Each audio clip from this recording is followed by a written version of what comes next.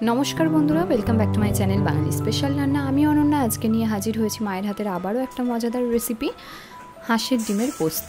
तो देखो मा किभाबे बानाय। एखाने कड़ाई गरम करे निये ओर मध्य दिए दिएছে परिमाण मतो जल। एबारे दिए देबे হাঁসের ডিম। হাঁসের ডিম जेहेतु एकटू নোংরা হয়, হাঁসের ডিমগুলোকে কিন্তু খুব ভালো করে ধুয়ে নিতে হবে পরিষ্কার করে, নইলে দেখতেও বাজে লাগে। এবারে ডিমগুলোকে সেদ্ধ করতে দেবে। তো দেখো ডিমগুলো কিন্তু সেদ্ধ করা হয়ে গেছে। এবার ডিমগুলোকে পরিষ্কার করে ছাড়িয়ে নিয়েছে। রেসিপিটা কিন্তু স্কিপ না করে দেখতে থাকো, আশা করব ভালো লাগবে। এবার কড়াইয়ের মধ্যে সর্ষের তেল গরম করে নিয়েছে। এই রান্নাটা কিন্তু সর্ষের তেলে করলেই ভালো লাগবে। এরপরে ডিমগুলো ভাজার জন্য দিয়ে দিয়েছে। এখানে একটুখানি আগেই যদি নুন হলুদটা দিয়ে দিত তাহলে ভালো হতো। যাই হোক, মা পরে দিয়েছে, প্রথমে দিয়েছে নুন, তারপরে একটু হলুদ দিয়ে দিল। এর ফলে কি হয়, ডিমে যে তেলের মধ্যে ডিমটা ছাড়লে যে ছিটকোতে থাকে সেটা আর হয় না।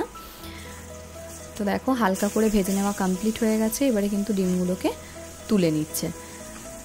খুব বেশি লাল করে ভাজলে একদম ভালো লাগবে না খেতে। এরপরে ওই একই তেলে দিয়ে দেবে ফোড়ন।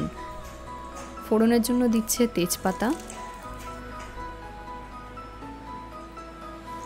দারচিনি, লবঙ্গ, এলাচ দিয়ে ফোড়নটা একটু হালকা করে ভাজা ভাজা করে নেবে। একটু গন্ধটা ছাড়তে শুরু করলে এর মধ্যে দিয়ে দেবে রসুন বাটা, দিয়ে খুব ভালো করে নাড়াচাড়া করে নেবে। তেলের মধ্যে রসুনের যে গন্ধটা খুব ভালো লাগে, সেই জন্য আগে দেওয়া। এরপরে দেবে পেঁয়াজ কুচোনো। এখানে কিন্তু পেঁয়াজ পেস্ট ব্যবহার করবে না মা, পুরো রেসিপিটাই কিন্তু এই পেঁয়াজ কুচোনোটার ওপরেই হবে। পেঁয়াজটা দেখো হালকা হালকা ভাজা হয়ে গেছে। এরপরে দিয়ে দেবে নুন, তারপরে দেবে পরিমাণ মতো চিনি। তোমরা চাইলে স্কিপ করতে পারো, তবে দিলে ভালো লাগে।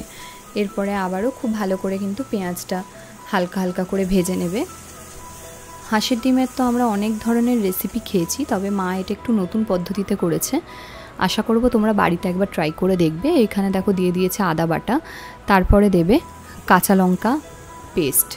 এখানে কিন্তু গুঁড়ো লঙ্কা মা ইউজ করেনি। কাঁচা লঙ্কার তরকারি কিন্তু খেতে খুব ভালো লাগে, এই জন্য কাঁচা লঙ্কা দিয়েই কিন্তু করেছে রেসিপিটা।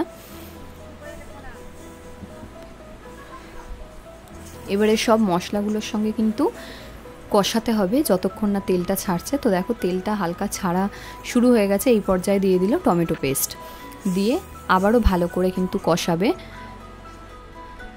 পুরো রেসিপিটা কিন্তু কষানোর ওপরেই ডিপেন্ড করছে, কারণ মশলা যত কষানো হবে খেতে তত সুন্দর হয় রান্না। তো দেখো খুব ভালো করে কিন্তু মশলাটাকে কষানো চলছে। এরপরে দিয়ে দেবে পোস্ত বাটা। পোস্তটা কিন্তু মা এখানে 25 গ্রাম পোস্ত ভালো করে বেটে নিয়েছে। তবে খুব যে মিহি করে বাটতে হবে তার কোনো মানে নেই, নর্মাল একটু বাটলেই হলো।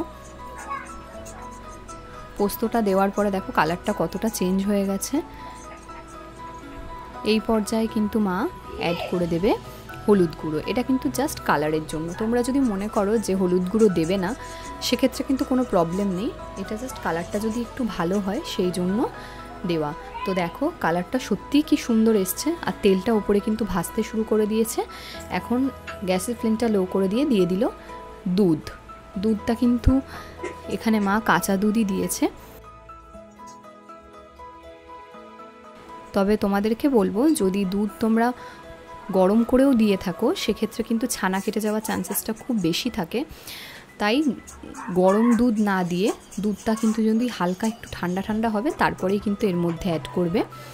এরপরে দেখো দিয়ে দিয়েছে ডিমগুলো। ডিমগুলো দিয়ে খুব ভালো করে কিন্তু ঝোলটাকে শুকোতে হবে, কারণ অতিরিক্ত এই যে গ্রেভি সেটা কিন্তু একদম ভালো লাগবে না। এরপরে দিয়ে দেবে গরম মশলা গুঁড়ো। তোমরা কিন্তু চাইলে এখানে একটু ঘিও অ্যাড করতে পারো, খেতে খারাপ লাগে না। তবে মা এখানে ঘি দেয়নি, এমনিই দেখো কষানো হয়ে গেছে। আমাদের কিন্তু ডিমের পোস্ত রেসিপি রেডি। আর হাঁসের ডিম খেতে তো আমরা প্রত্যেকেই ভালোবাসি। তোমরা যারা আমাদের চ্যানেলে নতুন তারা কিন্তু অবশ্যই বাঙালি স্পেশাল রান্না চ্যানেলটিকে সাবস্ক্রাইব করে দিও। আর পাশে থাকা বেল আইকনটিতে কিন্তু অবশ্যই ক্লিক করতে হবে নতুন নতুন মজাদার রেসিপির ভিডিও সবার আগে পাওয়ার জন্য। তাহলে চটজলদি হয়ে গেল আমাদের হাঁসের ডিমের পোস্ত। কেমন লাগলো সেটা কিন্তু অবশ্যই কমেন্ট করে জানিও। ভালো লাগলে লাইক শেয়ার কমেন্ট করতে ভুলো না। টাটা, থ্যাংক ইউ।